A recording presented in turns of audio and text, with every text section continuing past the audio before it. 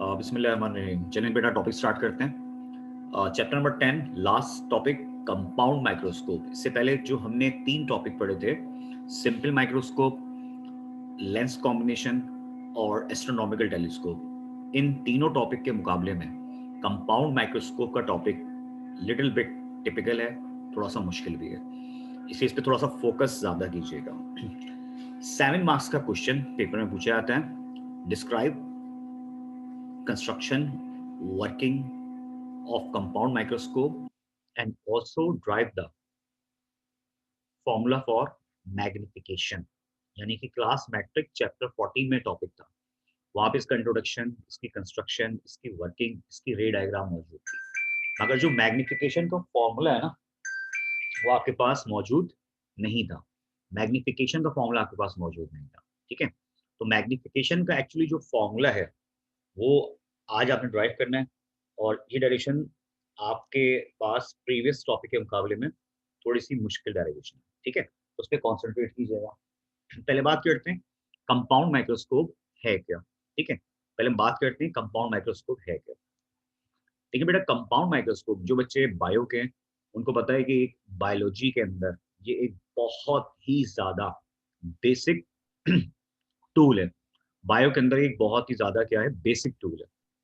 तो सिंपली आपके पास compound microscope क्या है, ये एक ऐसी ऑप्टिकल डिवाइस है, ये एक ऐसा ऑप्टिकल इंस्ट्रूमेंट है जिसकी मदद से हम उन ऑब्जेक्ट को बाआसानी देख सकते हैं जो आम आंख से दिखाई नहीं देते, जिन्हें हम बायो के लैंग्वेज में कहते हैं यूनिसेलुलर ऑब्जेक्ट, जैसे अमीबा, पैरामीशियम वगैरह।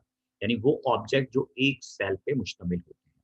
Compound microscope is an optical instrument which is used to see the magnified image of very small object such as unicellular and macroscopic organism।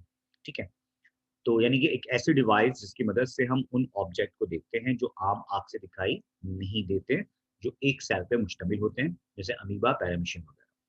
बात करते हैं कंस्ट्रक्शन की, तो कंपाउंड माइक्रोस्कोप भी बेटा consist करती है दो कन्वर्जिंग लेंसेज के ऊपर।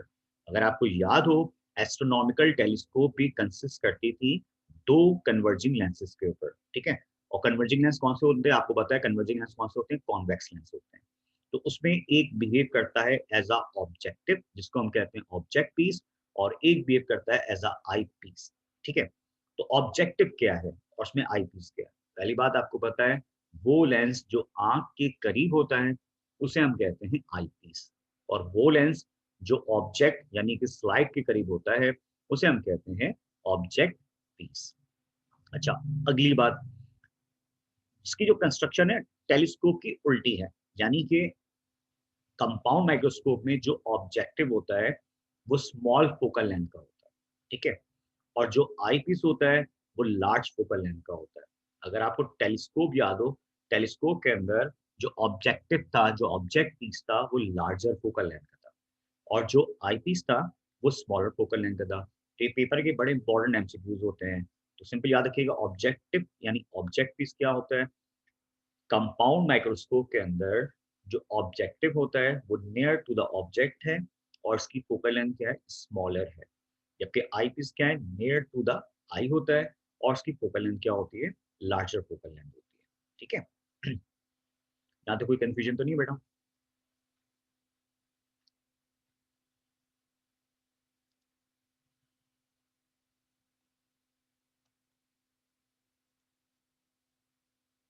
ठीक है, आगे चलते हैं। वर्किंग प्रिंसिपल से पहले बेटा हमें डायग्राम समझनी पड़ेगी। जरा ये डायग्राम देखिएगा, ये जो लेंस आपके सामने मौजूद है जिसकी फोकल लेंथ क्या है, स्मॉलर है, ये क्या है आपके पास, ऑब्जेक्ट पीस है। और जिसकी फोकल लेंथ क्या है, लार्जर है, ये आपके पास क्या है, ये आपके पास मौजूद है एज अ आई पीस। अभी डायग्राम आप खुद भी प्लॉट करोगे, मैं इसको अभी डायग्राम दिखा रहा हूँ, फिर मैं इसको अभी दोबारा प्लॉट करके भी दिखाऊंगा। ठीक है, तो बेटा यहाँ पे हमने एक ऑब्जेक्ट रखा है ए बी, ऑब्जेक्ट रखा है ए बी। तो लाइट की रे जब प्रिंसिपल एक्सिस के पैरेलल होती है तो आपको पता है वो कहाँ से पास होती है, पास होती है फोकस से। ठीक है, फोकस से पास होती है। दूसरी लाइट की रे कहाँ से पास हो रही है बेटा, ऑप्टिकल सेंटर से सीधी निकल जाएगी। जब ये दो लाइट की रेज आपस में क्या करती हैं, इंटरसेक्ट करती हैं, तो क्या बनता है बेटा, इमेज बनता है। इमेज क्या है, ये ए डैश बी डैश, ए डैश बी डैश। और ये इमेज कैसा होगा, रियल होगा, इन्वर्टेड होगा और मैग्नीफाइड होगा। रियल होगा, इन्वर्टेड होगा और मैग्नीफाइड होगा। और आपको पता होगा ये जो इमेज बनेगा ऑब्जेक्ट पीस से, ये जो इमेज बनेगा ऑब्जेक्ट पीस से, ये आई पीस के लिए बिहेव करेगा एज अ ऑब्जेक्ट। अभी A dash B dash image था, अभी इसके लिए एज ऑब्जेक्ट बिहेव करेगा। लाइट के रे पैरल जाएगी, फोकस से पास होगी, ऑप्टिकल सेंटर से जाएगी, सीधी निकल जाएगी। डॉटेड लाइन से इसको पीछे ले आए, जहाँ पे इंटरसेक्ट करेगा, यहाँ बनेगा फाइनल इमेज, जिसको आप कहते हैं A double dash B double dash. ये फाइनल इमेज होगा। और ये इमेज कैसा होगा बेटा, ये इमेज होगा आपके पास, पहली बात कैसा है ये, कैसा दिख रहा है ये, मैग्नीफाइड है, बड़ा है, ठीक है, वर्चुअल है, ठीक है, और इन्वर्टेड है। वर्चुअल है और इन्वर्टेड है, इरेक्ट नहीं है। तो कंपाउंड माइक्रोस्कोप से बनने वाला फाइनल इमेज कैसा होता है, मैग्नीफाइड होता है, वर्चुअल होता है और इन्वर्टेड होता है। अच्छा बेटा, ये डायग्राम मैं आपको अब प्लॉट करके दिखा रहा हूँ, ठीक है, ताकि आप लोगों को बिल्कुल एक तरीके से बिल्कुल क्या हो जाए बेटा, क्लियर हो जाए। तो मैं डायग्राम बेटा आप लोगों ने प्लॉट करके दिखाऊंगा, सही है। इसके बाद ये डायग्राम बेटा आप खुद भी प्लॉट कीजिएगा। अच्छा बेटा देखें, मैं यहाँ पे सपोज कर रहा हूँ दो लेंसेज। आपके पास क्या था, एक था ऑब्जेक्ट पीस, जो क्या था, स्मॉलर फोकल लेंथ था। और जो था आपके पास आई पीस बेटा, वो क्या था, वो था आपके पास लार्जर फोकल लेंथ, ठीक है, लार्जर फोकल लेंथ था आपके पास। अच्छा भाई, ये मैंने एक लाइन ड्रॉ कर दी, ठीक। अब बेटा जरा देखिएगा, अब जनाब हम ड्रॉ कर रहे हैं, यहाँ पे एक ऑब्जेक्ट रखा मैंने, एक ऑब्जेक्ट रखा मैंने। अच्छा मैं इसको ना बैलेंस नहीं कर रहा, ए भी नाम लिख रहा है, ये एक ऑब्जेक्ट है, ठीक है। डायग्राम को और सुनिएगा बेटा, ये जो आपके पास है छोटा वाला लेंस, ये वर्क कर रहा है एज अ ऑब्जेक्ट पीस। ये जो आपके पास बड़ा वाला लेंस है, ये बिहेव कर रहा है एज अ आई पीस। यहाँ हमने एक ऑब्जेक्ट रखा। अब लाइट के लिए बेटा क्या होगी, प्रिंसिपल एक्सिस के पैरल जाएगी। जब ये पैरल जाती है तो बेटा कहाँ से पास होती है, ये पास होती है फोकस से, ठीक है, ये पास होती है कहाँ से, फोकस से। दूसरी लाइट के लिए कहाँ से पास होगी, ऑप्टिकल सेंटर से, और सीधी निकल जाएगी, ठीक है, ये सीधी निकल जाएगी, ठीक। तो इस रे को मुझे मिटाना पड़ेगा, पहले मैं ये ड्रॉ कर लेता हूँ।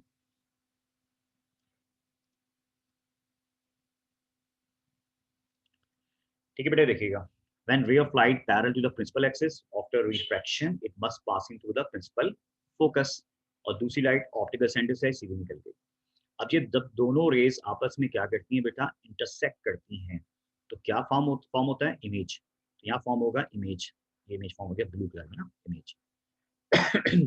ये इमेज कैसा होगा बेटा, रियल, इन्वर्टेड और मैग्नीफाइड। अब बेटा ये जो इमेज होगा, ये जो इमेज होगा, ये आईपीस के लिए बिहेव करेगा एज अ ऑब्जेक्ट। अब लाइट की रे क्या होगी, parallel to the principal axis जाएगी, ठीक है बेटा, कहाँ से पास होगी, फोकस से। दूसरी कहाँ से जाएगी, ऑप्टिकल सेंटर से, ठीक है, और ये भी क्या होगा, सीधी निकल जाएगी। यहाँ मौजूद होगी आई, ठीक है, मैं आई को बेसिकली चले इस शेप में बना रहा हूँ, ठीक है, ये मैंने चले एक तरीके से आई बना दी, लाइट ग्रीन कलर में ना आई बना दी, सही है। तो अब क्या होगा जनाब, अब जरा देखते हैं। अब ये इमेज स्ट्रेट, सॉरी,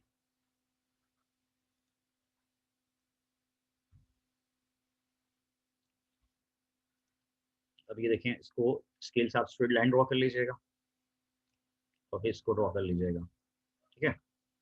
ये जहाँ पे इंटरसेक्ट करती है ना बेटा, ये दोनों इंटरसेक्ट करती हैं। ये देखें, अब ना आप जब डायग्राम प्लॉट कर रहे होंगे, ये ऑब्जेक्ट पीस के बाद भी इंटरसेक्ट कर सकती है, पहले भी, कोई फर्क नहीं पड़ता, ठीक है, कोई इशू नहीं है, ठीक है। जहाँ पे भी इंटरसेक्ट कर जाए, इसमें किसी भी किस्म की कोई भी प्रॉब्लम नहीं है, ठीक है। अब जनाब ये देखें, ये बनेगा फाइनल इमेज रेड कलर का, ठीक है, ये बनेगा फाइनल इमेज। बेटा ये कैसा होगा, ये होगा आपके पास मैग्नीफाइड होगा, इन्वर्टेड होगा और वर्चुअल होगा, ठीक है, मैग्नीफाइड होगा, इन्वर्टेड होगा और वर्चुअल होगा, ठीक है। अब बेटा शाबाश, जल्दी से इस डायग्राम को देख लें, काइंडली मुझे कंफर्म कर दें कि डायग्राम आपको क्लियर हुई। सारा जो बेसिकली डायरेक्शन है ना, बेस करती है डायग्राम के ऊपर, फिगर के ऊपर।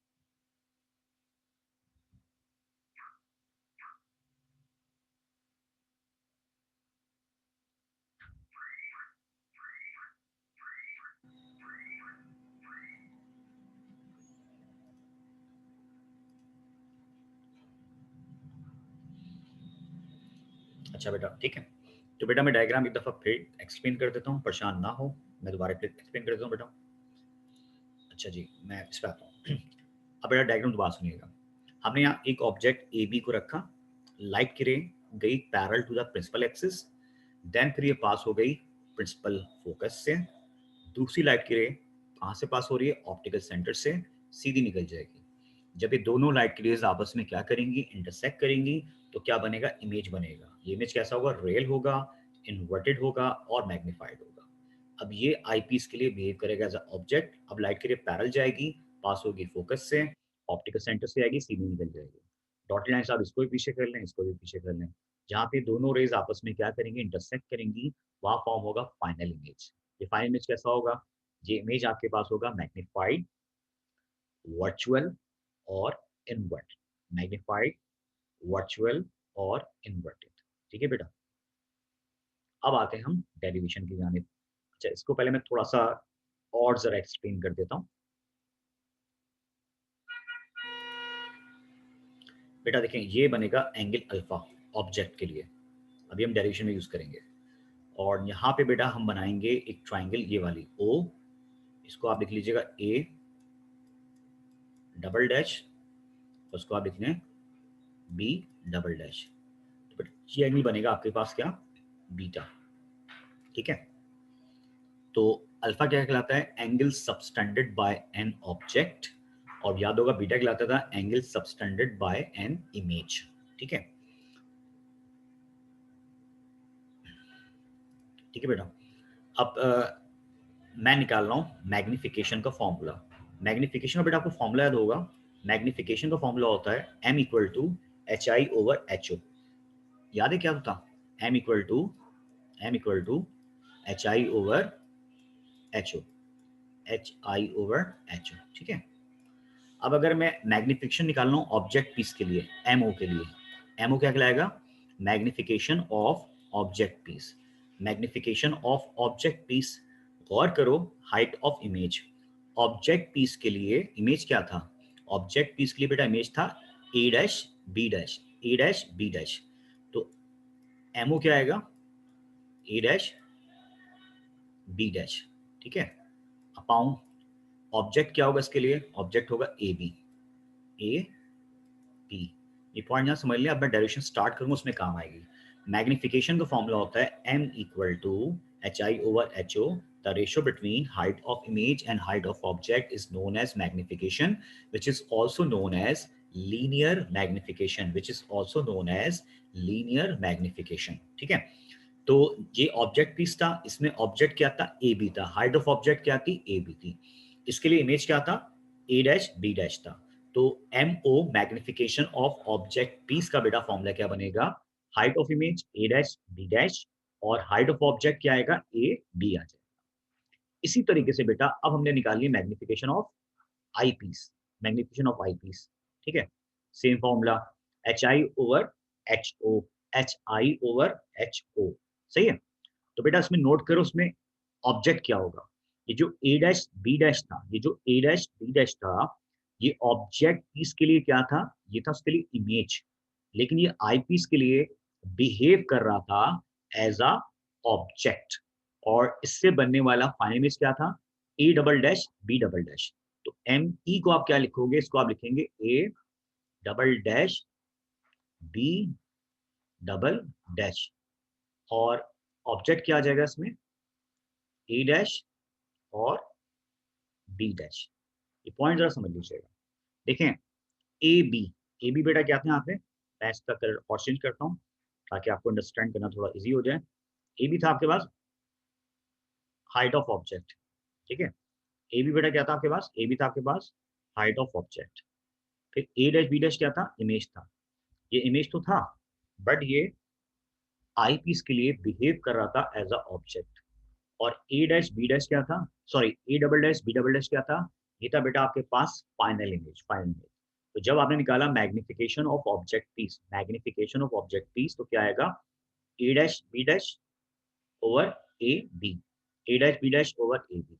और जब आप निकालेंगे मैग्निफिकेशन ऑफ आई पीस, वो क्या आएगा, A double dash B double dash over A dash B dash. ठीक है, ये आएगा।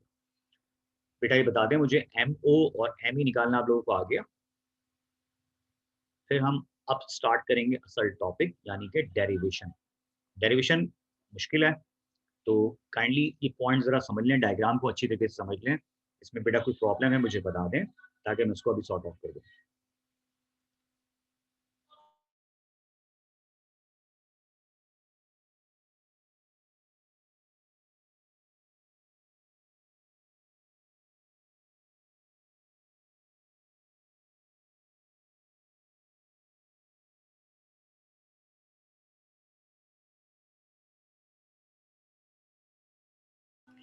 बेटा बाकी बच्चे रिप्लाई कर दिया करें। ठीक है बेटा, अब मैं आ रहा हूँ जरा डेरिवेशन के ऊपर। ठीक है,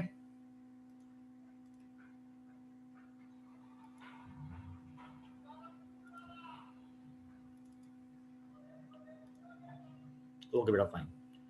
कंपाउंड माइक्रोस्कोप, अभी मैंने पूरे नोट्स ओपन किए हुए हैं कि आपने पेपर में लिखना है क्या है, बिल्कुल एज इट इज आपने ये लिखना है।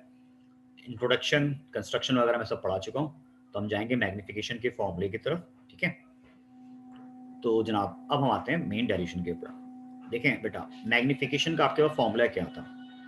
मैग्निफिकेशन का फॉर्मूला बेटा अगर आपको याद हो तो वो था m इक्वल टू बीटा और अल्फा, जिसको हम क्या कहते हैं, angular magnification. The ratio between angle subtended by an image and angle subtended by an object is known as magnification, which is also known as angular magnification. इस derivation को बेटा आप 3 पार्ट में याद करोगे, ये भी पार्ट 1 चल रहा है। अब याद होगा हम tan थीटा का फॉर्मूला यूज करते थे सिंपल माइक्रोस्कोप में भी, एस्ट्रोनॉमिकल टेलीस्कोप के अंदर भी। तो tan थीटा बेटा क्या है, परपेंडिकुलर अपॉन बेस। हमने tan थीटा को पहले से थीटा लिख दिया कि for all angle tan theta is approximate equal to theta. मतलब जो बच्चे सिंपल माइक्रोस्कोप पढ़ के आ चुके हैं, एस्ट्रोनॉमिकल टेलीस्कोप पढ़ के आ चुके हैं, उनको याद होगा मैंने वहां पे बकायदा tan अल्फा निकालता था, फिर लिखता था since theta is very small so tan alpha is approximate equal to alpha. हम कन्वर्ट करते थे, तो बेटा कन्वर्ट करने की जरूरत नहीं है, या tan थीटा को हमने डायरेक्ट थीटा लिख दिया, थीटा बराबर आ गया परपेंडिकुलर अपॉन बेस के। अब देखें बेटा वैल्यू कहाँ से आएगी, ये वैल्यू कहाँ से आएगी। ठीक है, ये A B over D, A double dash B dash कहाँ से आया। ठीक है, अब जाना पड़ेगा डायग्राम के ऊपर। देखें ये एंगल आपको दिया हुआ है अल्फा। ठीक है, ये एंगल आपको क्या दिया हुआ है, अल्फा दिया हुआ है। तो tan क्या था, परपेंडिकुलर अपॉन बेस। बेटा परपेंडिकुलर क्या हो जाएगा, ए बी, परपेंडिकुलर क्या बनेगा, ए बी, और बेस ए ओ। दोबारा डायग्राम में देखिएगा आपके पास, चले मैं इसमें हाइलाइटर से कलर कर देता हूं, सही है। एक ट्रायंगल बेटा ये बन रही है अल्फा के लिए, येलो वाली, और बेटा एक बनेगी बीटा के लिए, ये वाली।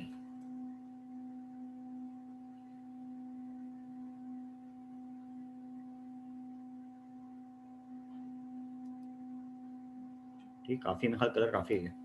ओके, तो ट्रायंगल ए बी ओ, सही है। तो आपके पास tan थीटा क्या होगा, परपेंडिकुलर अपॉन बेस। परपेंडिकुलर क्या हो जाएगा बेटा, ए बी हो जाएगा, और बेस क्या होगा, ए ओ होगा।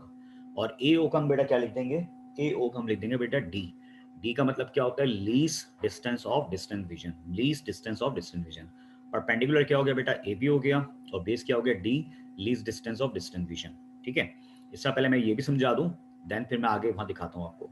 जब हम बीटा की बात करेंगे तो वो भी परपेंडिकुलर अपॉन बेस आएगा। परपेंडिकुलर बेटा क्या हो जाएगा, A double dash B double dash. Perpendicular क्या हो जाएगा, A double dash B double dash.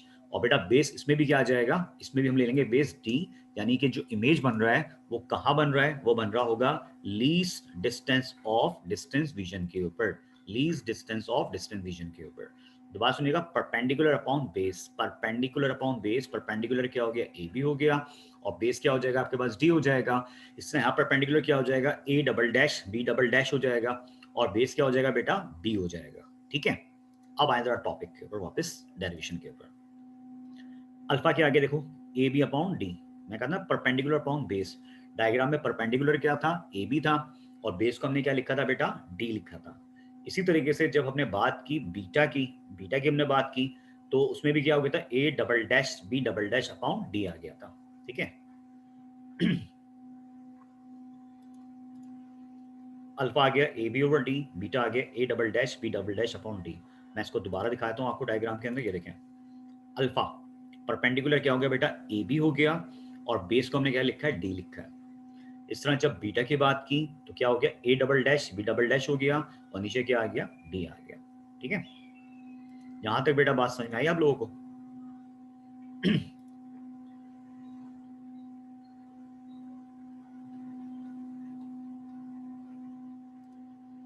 अल्लाह अकबर।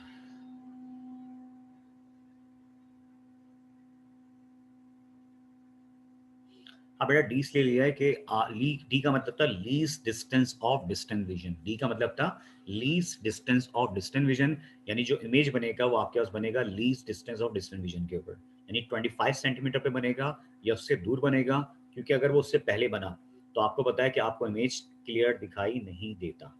ठीक है,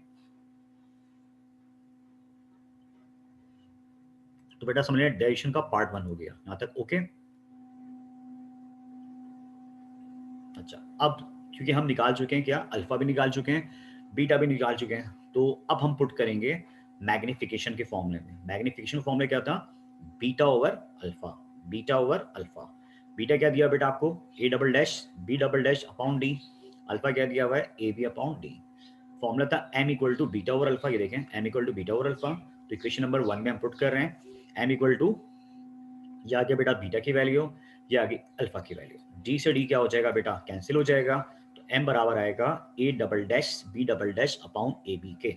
एम बराबर आएगा A double dash B double dash upon A B के। ठीक है, तो जनाब ये वैल्यू आ गई। अब हमने क्या किया, इस एम इस साइड को ना मल्टीप्लाई कर दिया और डिवाइड कर दिया किससे, ए डैश बी डैश से मल्टीप्लाई डिवाइड कर रहे हैं।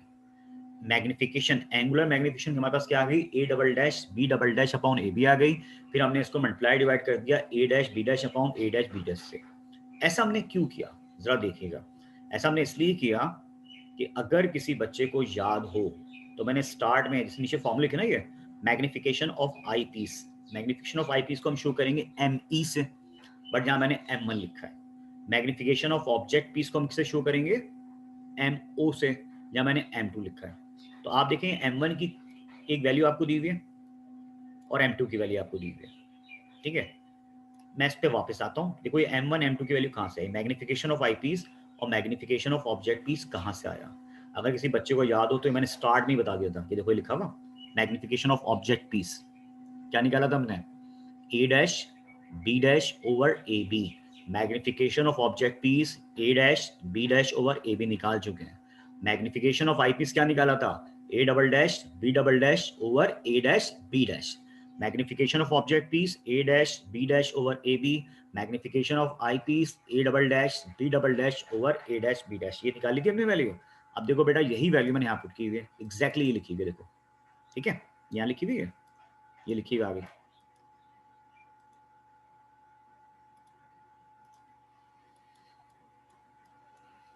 अब देखो हुआ क्या, हमारे पास m आया था A double dash B double dash upon A B के, हमने ए डैश बी डैश से मल्टीप्लाई डिवाइड कर दिया, तो उससे बेटा होगा क्या, ये जो है ना ये वैल्यू, ये इसको मैंने अलग लिख दिया, ये मैंने ग्रीन से लिखा ना, ये देखो अलग कर दिया। ये कहलाएगा M one magnification of eyepiece, और बाकी जो A dash B dash upon A B लिखा हुआ है इसको मैंने अलग कर दिया, ये कहलाएगा मैग्निफिकेशन ऑफ ऑब्जेक्ट पीस। इससे फायदा ये होगा बेटा, ये देखो अब m बराबर आएगा M one multiply by M two के, यानी इसके बजाय आ जाएगा एम वन, इसके बजाय आ जाएगा एम टू। इसका मतलब है कि अगर दो लेंसेज कंबाइंड फॉर्म में रखे हुए हों, जब दो लेंसेज कंबाइंड फॉर्म में कॉन्टेक्ट में रखे हुए हों, तो आपको याद था नेट फोकल लेंथ का फॉर्मूला 1/f बराबर होता है 1/f1 प्लस 1/f2 के, और पावर का फॉर्मूला होता है P1 प्लस P2 के। बट मैग्निफिकेशन का फॉर्मूला होता है M1 मल्टीप्लाई बाय M2, यानी दो लेंसेज कंबाइंड फॉर्म में रखे हुए हो तो नेट मैग्निफिकेशन का फॉर्मूला होगा M1 मल्टीप्लाई बाय M2, या इसको आप MO मल्टीप्लाई बाय ME भी कह सकते हैं। MO मल्टीप्लाई बाय M2 भी कह सकते हो और M1 मल्टीप्लाई बाय M2 भी कह सकते हो। ठीक है, तो बेटा शाबाश, यहाँ तक देखें, कोई मसला है मुझे बताएं, फिर हम आगे चलते हैं।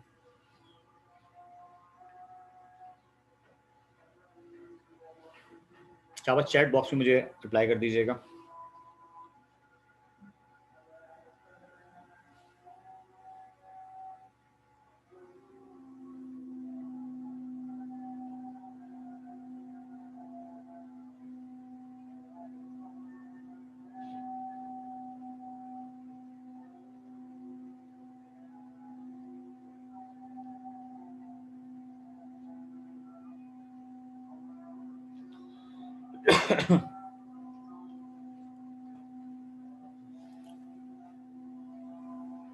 ओके बेटा, थैंक यू। अच्छा बेटा, ये मुश्किल टॉपिक था। अब ये समझे पार्ट 2 कंप्लीट हो गया, सही है। पार्ट 1 यहाँ तक हमने अल्फा बीटा निकाला, पार्ट 2 यहाँ निकाला है। अब क्या मसला है, अब याद करें जब आप पढ़ रहे थे एस्ट्रोनॉमिकल टेलीस्कोप, एस्ट्रोनॉमिकल टेलीस्कोप, तो खाली उसमें अल्फा बीटा निकाला, पुट किया, आपके पास आंसर आ गया था, ठीक है। और इसी तरीके से बेटा जब आपने सिंपल माइक्रोस्कोप किया तो उसका फॉर्मूला भी सीधा सा था। बट देखिए यहाँ कितना लंबा टॉपिक चल रहा है, अभी तक इसमें बहुत ज्यादा उतार चढ़ाव आ रहे हैं। अब हमें M1 चाहिए और हमें M2 चाहिए। M1 शो कर रहा है किसको, मैग्निफिकेशन ऑफ आई पीस को, M2 शो कर रहा है मैग्निफिकेशन ऑफ ऑब्जेक्ट पीस को। तो भाई देखें, अब पहले मैं निकाल रहा हूँ फॉर M2, ठीक है। तो आप चाहें तो उसको डायरेक्ट भी कर सकते हैं, वरना ये चलें इसको, ये स्टेप आप ना लिखें। मैग्निफिकेशन फॉर्मूला याद है आपको, HI upon HO equal to Q upon P। ये आप पढ़ के आ चुके हैं मैट्रिक के अंदर, सही है। तो भाई Q अपॉन P तो ऐसे लिखा हुआ है। HI बात करें किसकी, ऑब्जेक्ट पीस की। ऑब्जेक्ट पीस में याद करो हाइट ऑफ इमेज क्या था, A डैश B डैश था, और हाइट ऑफ ऑब्जेक्ट क्या था, AB था। ये देखें लिखा हुआ है, A डैश B डैश था और क्या था, AB था ऑब्जेक्ट पीस के लिए, ठीक है। ये बात कर रहा हूँ इसकी, A dash B dash upon AB। A dash B dash height of image है और AB हाइट ऑफ ऑब्जेक्ट है। इसको बेटा हमने किसके बराबर लिखा, हमने इसको बराबर लिखा Q अपॉन P के। तो M2 बेटा किसके बराबर आएगा, M2 बराबर आ जाएगा आपके पास Q ओवर P के, ठीक है। M2 क्या आ जाएगा आपके पास, Q ओवर P आ जाएगा, सही है। अब इसी तरीके से बेटा अब हमें M1 की वैल्यू निकालनी है। M1 का मतलब क्या है, M1 का मतलब है मैग्निफिकेशन ऑफ आई पीस। अब हम आते हैं M1 के ऊपर। हमने लिखा for M1 eyepiece behave as a magnifying glass. तो उसकी मैग्निफिकेशन का फॉर्मूला होता है M1 equal to 1 plus D over F2, 1 plus D over F2, ठीक है। अब M बराबर है M1 मल्टीप्लाई बाय M2 के। तो M1 क्या दिया हुआ आपको, 1 प्लस डी ओवर F2, और M2 आपको क्या दिया हुआ था बेटा, Q अपॉन P दिया हुआ था। जरा दोबारा सुनिएगा, M का फॉर्मूला था M1 multiply by M2, M2 आपने फाइंड किया Q ओवर P, और इसी तरीके से आपने M1 फाइंड किया 1 प्लस डी ओवर F2। अब आप इस M1 M2 की वैल्यू को पुट कर दें इस फॉर्मूले के अंदर, M1 टू M2 के अंदर, तो देखें M आएगा Q upon P multiply by 1 plus D over F2, सही है। तो ये डेरिवेशन यहाँ पे कंप्लीट हो गई, बट हमें थोड़ा सा आगे भी लिखना पड़ेगा, बट मेन डेरिवेशन यहाँ पे कंप्लीट हो चुकी है। अब बेटा जल्दी से इसको यहाँ तक देख लें, कोई मसला है, कोई प्रॉब्लम है तो मुझे बता दें, अदरवाइज एक छोटा सा स्टेप हमने और करना है, देन ये डेरिवेशन, ये टॉपिक कंप्लीट हो जाएगा और चैप्टर 10 की थ्योरी खत्म हो चुकी होगी। बस कंपाउंड माइक्रोस्कोप से रिलेटेड हमने कुछ न्यूमेरिकल्स करने होंगे जो मैं इंशाअल्लाह कल आपको करवा दूंगा।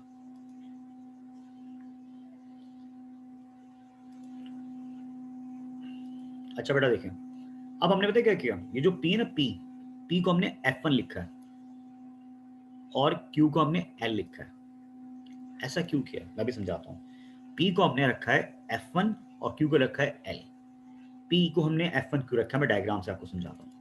ये देखें बेटा, ये जो डिस्टेंस है, ये देखें ये जो डिस्टेंस है ये वाला, ये क्या कहलाएगा, P कहलाएगा, P ऑब्जेक्ट डिस्टेंस। बट आप पढ़ के आ चुके हैं image formation by using convex lens, कि अगर हम किसी ऑब्जेक्ट को फोकस पे रखें, अगर हम किसी ऑब्जेक्ट को फोकस पे रखें तो बनने वाला इमेज क्या होता है, हाईली इनलार्ज होता है। अगर हम किसी ऑब्जेक्ट को फोकस पे रखें तो बनने वाला इमेज क्या होता है, हाईली इनलार्ज होता है। दैट्स वाई हमने बेटा क्या किया, इस P को किसके बराबर रखा है, F के बराबर रखा है। इस P को रखा है F के बराबर, क्योंकि हमारी कोशिश है जो बनने वाला इमेज है वो क्या हो, हाईली इनलार्ज हो। तो अगर हम किसी ऑब्जेक्ट को फोकस पे रख दें तो बनने वाला इमेज क्या होता है, हाईली इनलार्ज होता है। दैट्स वाई बेटा हमने P को क्या लिखा है, P को हमने लिखा है F के बराबर, P को लिखा है हमने F के बराबर लिखा है, ठीक है। अगला, distance between two lenses, distance between two lenses को हम क्या कहते हैं, कैपिटल L कहते हैं, यानी कह सकते हैं लेंथ ऑफ ट्यूब, इसे हम लेंथ ऑफ ट्यूब भी कहते हैं। डिस्टेंस बिटवीन टू लेंसेज या लेंथ ऑफ ट्यूब का बेटा फॉर्मूला होता है Q1 प्लस P2। तो अब आपसे कह रहा है बजाय इमेज यहाँ बनने के, ठीक है, ये इमेज अगर बन जाए दूसरे लेंस के ऊपर, आई पीस के ऊपर बन जाए, तो भी इमेज क्या होगा, हाईली इनलार्ज, मैग्नीफाइड होगा।